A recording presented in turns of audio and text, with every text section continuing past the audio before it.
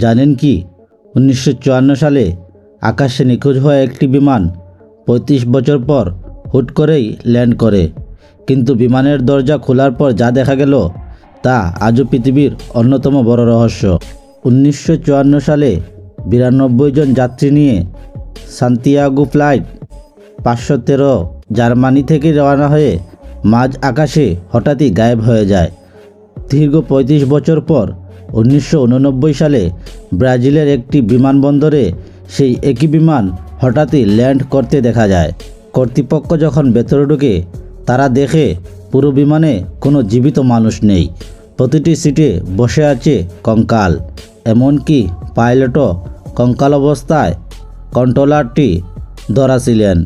অনেকে বলেন এটা একটি টাইম ট্রাভেল ছিল, কিন্তু বন্ধু, আসল সত্য হলো এটা একটি কাল্পনিক কাহিনী যা 1989 সালে একটি বিনোদনমূলক পত্রিকায় ছাপা হয়েছিল। বাস্তবে এমন কোনো এয়ারলাইন্সেরই অস্তিত্ব ছিল না। আপনার কি মনে হয় কমেন্টে জানান। আর এরকম রহস্যজনক ঘটনা শুনতে আমাদের সাথে থাকুন। ধন্যবাদ।